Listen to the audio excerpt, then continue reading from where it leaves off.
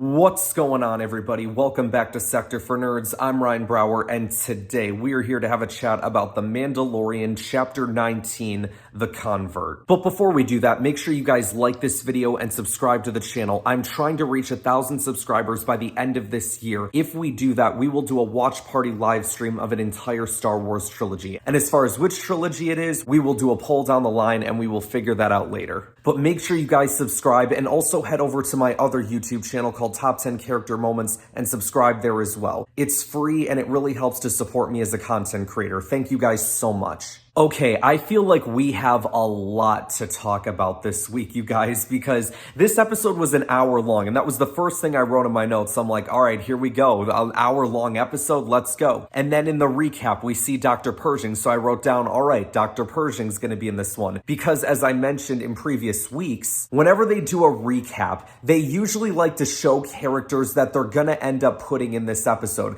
They did it with the IG-11, they've done it in previous episodes and previous seasons as well, where like if Grief Karga is going to be in an episode or Cara Dune's going to be in an episode, they'll put them in the recap and be like, hey, kind of foreshadowing what it is that's going to happen. But very curiously, we start out with the Mandalorian in the mines, and it's like, okay, he didn't see the MYTHOSAUR. And Bo keeps asking, like, did you see anything? And you're like, no, there was nothing. I just remember, being dragged down into the waters, and then, you pulled me out. So he didn't see the MYTHOSAUR, which is, I didn't realize that's what that was last week, but that was the MYTHOSAUR.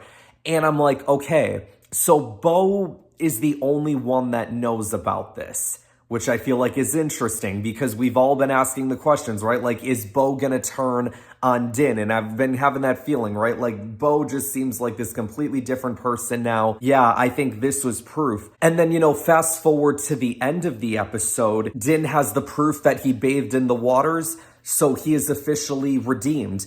And Bo Katan also being in the waters as well and not having her helmet removed since is also redeemed. And as much as I want to sit there being happy, like, oh, hey, this is cool, like all Mandalorians united again, I don't think that's what's going on. Because once again, Bo didn't say anything about the MYTHOSAUR. So once again, I would like to reiterate, she is the only one that knows of the MYTHOSAUR's existence. So I think my theory is still in effect. I think she's eventually going to challenge Din for the Darksaber.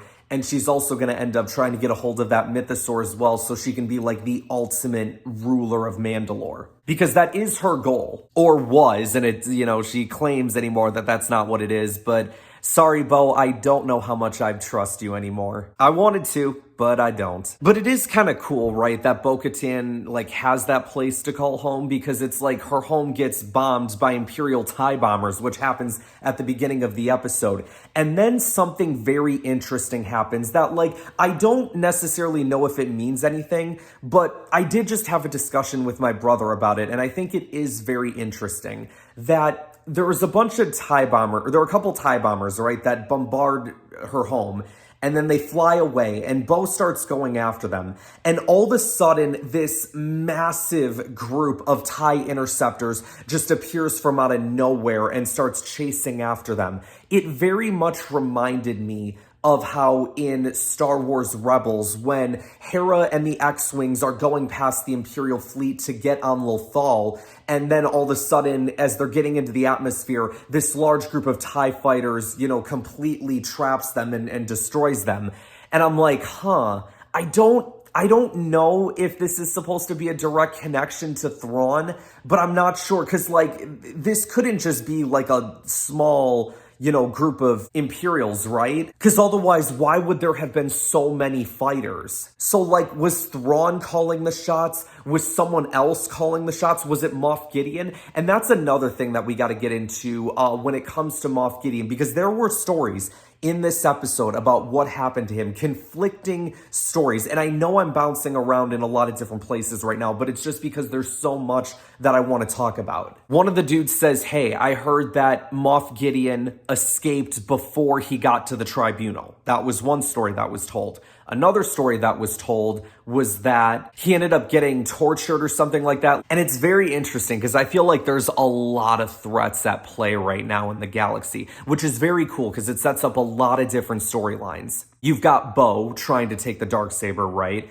You've got whatever is going on with Moff Gideon and the potential that he could make a return. You have the potential of Thrawn being there, and I think Thrawn is going to end up being like the big bad when it comes to this Filoni Mandoverse. There's a lot at play, and it makes things very interesting, right? When we know that there's going to be an Ahsoka show and a Skeleton Crew and a Mando Season 4, and it really makes things exciting. Because I know a lot of this episode, right? I talked about the beginning, I talked about the end. This episode was an hour long, and I would say maybe 15 minutes of it were dedicated to the Mandalorian and dedicated to Bo Katan, but the other 45 minutes was dedicated to one Dr. Pershing. We see that he's basically in this rehabilitation program. We're trying to get people from the Empire to do some good, try to get them to help the New Republic. And at first I'm like, okay, I'm not sure how much I believe him. Like, how much has he actually changed? And then he talks about how he lost his mother at a young age and that her heart gave out, and with proper cloning material, with proper supplies and science and things like that, someone would have been able to help her. And so that's why his research is so important. And then we get to the part where we start meeting some of the other people that are living there. And one of them is that girl Imperial officer that was in Mando Season 2. She was on Moff Gideon's ship. We see her in several episodes for a few moments. And I'm like, okay, she's here. And I'm like, all right, I really don't know if I trust her. And throughout the entire episode, right? Because the two of them spend a lot of time together. And I'm like, okay, I want to trust her, but I don't know if I can. And I'm sitting here going okay, this is either going to go one of two ways, I think. Either she ends up helping him and they're both trying to change for the better, or her plan was going to be hey, we got all this equipment, but here's why I'm really here. Let's get this equipment back over to the imps and, for whoever's left, and we get the information to them. But in the end, that's not what happened, because she ends up turning on Dr. Pershing. And that's the part where I really got so mad. And I get it's part of the story, I get it. But I just, I got so freaking pissed. Because, the two of them seemed like they were getting along together really well. Could have been two really good friends. They could have helped make the galaxy better, But just the fact that she still seems like she's with the Imperials and that, because especially at the end, right, where she completely erases Dr. Pershing's memory. Now, why that one dude left is oh, I'm just going to leave this person who is a former Imperial in here all by herself because we can totally trust her. Yeah, let's just leave her in there all by herself and, no one's monitoring her. So now Dr. Pershing's going to have his mind completely erased, which really sucks. And I really wanted to like her too. I think, what was her name? Elia Kane, she said, communications officer is what she was. I don't remember if her name's ever been said before. But yeah, she got him those biscuits. He asks, have you done this before? And then she's like, where did you think I got the biscuits from? And I'm like, oh, that's so cool. And then her talking about how she's willing to take a risk for his research to help change things. And I'm like, okay, looking back at it now, I'm like, okay, this is what she was truly after, right? She needed Dr. Pershing to find out what was needed for cloning. Because I think ultimately she knew that the New Republic was never going to allow it. So she's like, all right, I need to get whatever cloning information I can get. And then once I get my hands on it, I'm going to turn him into the true criminal. Very similar to the way that Palpatine did it with Rampart in Bad Batch. So she looks like the hero, and then ultimately she ends up giving that information to whoever, right? Moff Gideon or whoever else is in the cloning programs for the imps. It is very interesting right now, you guys. We've got two Star Wars shows going on right now between Bad Batch and Mandalorian, and both of them have a lot of stuff involving cloning in it, which is very interesting. Okay, the one part that I thought was super hilarious was when he didn't say it's a trap, but he said something about a trap to the Mon Cala person that was in there, right? And he just has this weird look on his face, what are you talking about? But just I don't know, just the fact that he was looking at a Mon Calamari because Admiral Akbar and it's a trap, and I just found it hilarious. Overall, I really did like this episode. Now, I can understand it. I will say it didn't feel like The Mandalorian, especially that whole 45 minutes with Dr. Pershing. It didn't feel like an episode of The Mandalorian. Obviously, the stuff with Mando and Bo definitely did. It was definitely unique, but that's not to say that it was bad. Now, I can understand why people may not like this episode. I know my brother said that he wasn't too fond of it, and like, I get it.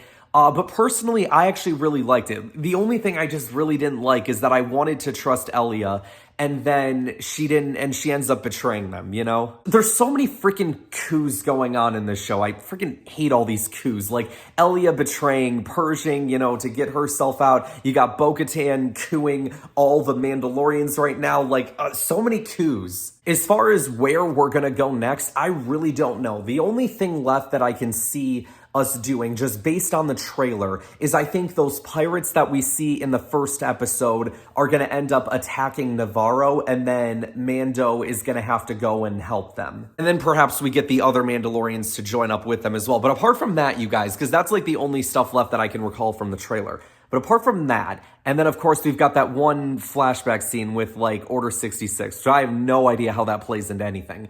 But I'm very excited. I don't know where we're going, but I cannot wait. I'm so freaking excited. The less I know, the better. But for now, you guys, that is going to wrap us up for today. Thank you guys so much for watching. Make sure to check out some of my other content here on the channel. Make sure you guys are staying tuned for my Bad Batch discussion as well, as that will be going up tomorrow. Make sure you guys like this video, subscribe to the channel, share this video with others to help support the channel, and I will see you guys next time.